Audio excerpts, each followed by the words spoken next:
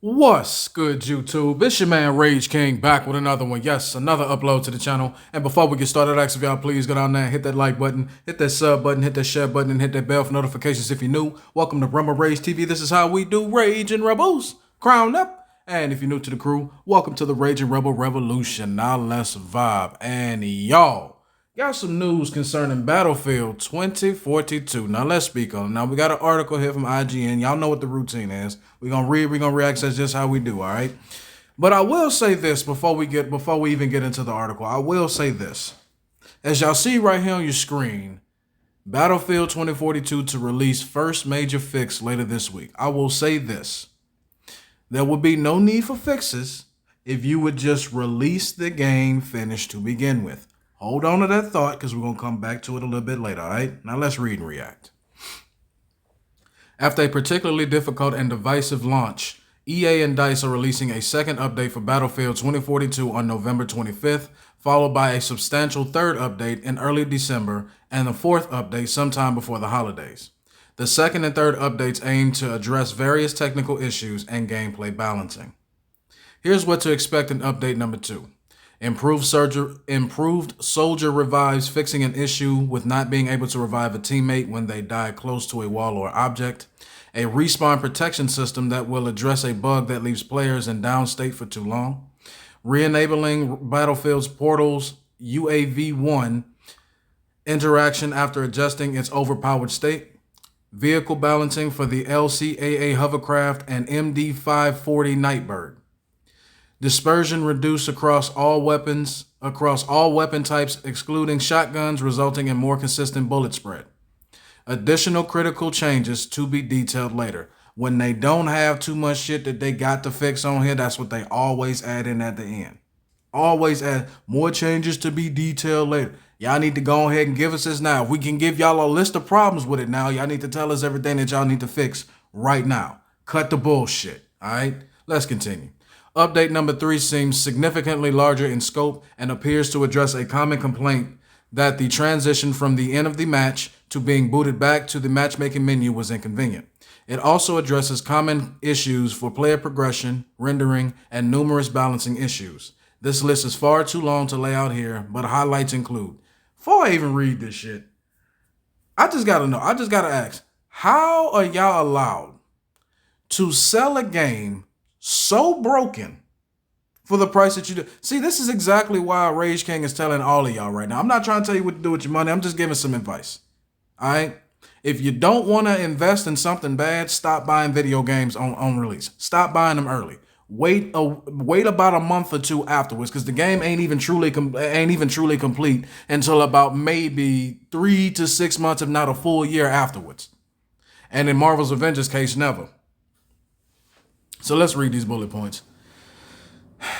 Improvements to the user interface, including weapon attachment management, collection screens, player card screen, end of the round summary screen, and adding new markers so you can more easily find items. Improve the experience between EOR and the main menu. Improve the reliability of matchmaking and reduce failed matchmaking. Introduction of weekly missions that reward cosmetic unlocks. Fix multiple issues with water graphics and rendering, plus stuttering and visual flickering issues. Over 150 small changes across all maps. Wow. A more descriptive interaction system that replaces a generic interact prompt with something more specific like call elevator. Reduce spread for weapons when ADS and moving apply globally. Improved accuracy for stationary weapon ADS. Bullet spread is also reduced when you use single fire or burst fire instead of automatic. Added a new UI element that highlights teammates who can revive you when they're within 50 meters. Players who ping to signal they intend to revive you are also listed in the new UI element. Improved bot behavior for reviving, helicopter piloting, and combat/game mode behaviors. Audio mix improvement, including changes to enemies firing at a player. Update 3 also includes balancing and technical changes for several specialists, gadgets, and melee combat. You can read the full patch notes here.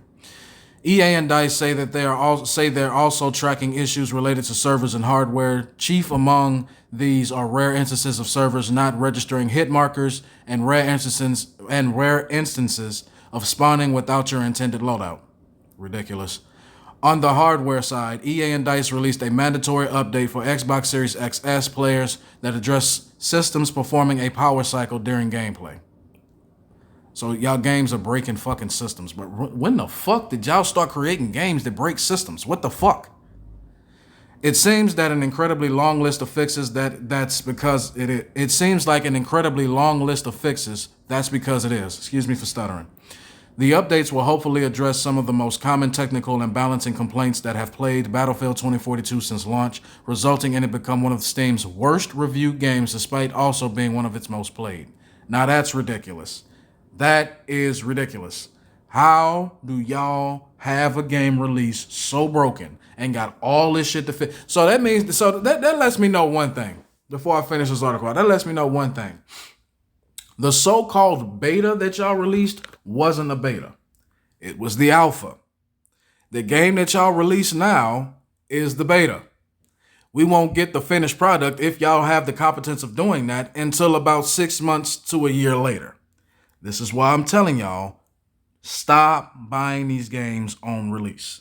You can buy them if you want to, but if you want to continue buying games and being pissed off and having buyer's remorse and don't want nothing to do with the game a week after you buy it because you didn't bought it on release, that's you. Don't say you weren't warned. These games are not worth buying on release anymore. None of them. I don't give a damn what it is. You can't trust these game developers, and that is their fault. That is their fault that we as customers can't trust them because they can't do their fucking jobs. Moving on. You can check out IGN's review of Battlefield 2042 for Resident FPS. Wonderkind Stella Chung's opinion on what the new entry brings to the table and what's sorely missing. And that's the end of the article.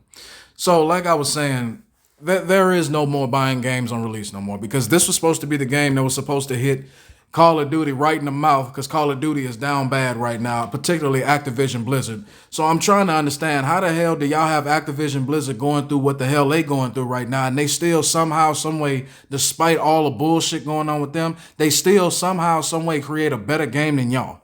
How does that happen? Y'all were primed to take over first-person shooters, and yet you blew the dunk. Y'all like Brandon Knight with a game-winning layup on the line, bro. You just blew it. Y'all are I'm gonna say this. Devs of the past 10 years, excluding Insomniac and Santa Monica Studios, are the most useless and worthless devs in the history of video games. Anybody excluding Insomniac and Santa Monica Studios are the most useless and worthless developers of in video gaming. I was gonna say in the past 10 years, but no, that's disrespectful. Y'all are the most useless and worthless devs in the history of video games. And there's no way around it. There's no way to deny it. Each and every game released broken. Each and every game, all this hype, graphics look good, you get the game and it plays like shit. People wake the fuck up. People are tired of that.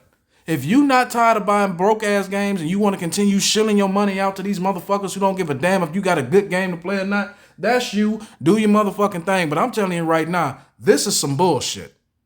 This is some bullshit. This is why I have so much respect for CD Projekt versus a lot of other gaming companies, because when they knew they fucked up, guess what they did? They said, you know what? We fucked up. Let us take the game back. Let us take it back, and we're going to fix it and try to release it again. If not, just pull that bitch completely off the shelves. And then they took a step further, unlike Take-Two Interactive stupid ass, and hired the people that were modding their game. And you want to know why that was a good idea? Because if these motherfuckers if these modders can clearly make a better game than the developers we have now, why are we not paying them to make the game? And I would not be surprised, I would not be surprised if not too long from now, you start seeing mods. You start seeing people try to mod at least Battlefield 2042 and the motherfucker play better than the game that you had to spend $60, $70 for, and they making a better game for the fucking hell of it, for free. They just want to see people play it. Where's the passion? Where's the passion with these goddamn video games nowadays, bro? Where are the people that actually know what video game making? Where are the people that actually know how to make a good game at? I'll tell you, they sitting at home modding on their PC because the goddamn gaming companies felt, oh, we don't want to pay you for this, or we only want to hire people that we know, and wonder why each and every motherfucking game you release is absolute dog shit. EA, I can't believe I'm saying this, but get it together. I know you won't, but get it together. I don't know what the fuck y'all problem is. How do y'all let people going through what Activision Blizzard is going through and they still release a better game than you got? How does that happen? That is pure stupidity. That is pure bullshit. That is pure, we have no idea what the fuck we doing, nor do we care. So why y'all being in charge of making video games if you motherfuckers clearly can't do your fucking job?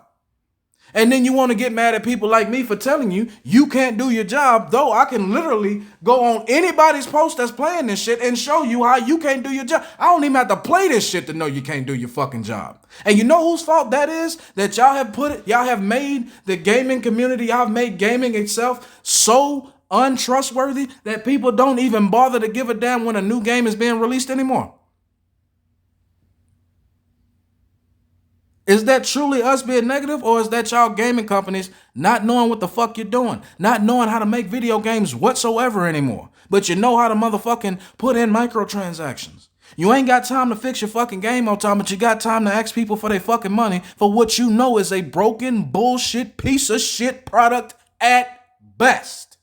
And if Rage King is wrong, if I am wrong, if I am so wrong and so negative at what I'm saying, if I'm so wrong, then prove it. Prove to me how I'm wrong. Show me how I'm wrong. Just like I done took the time to show y'all how these motherfucking gaming companies ain't bought shit. None of them, other than maybe 2 or 3. Show me how I'm wrong in what I just said. Rage King out this bitch.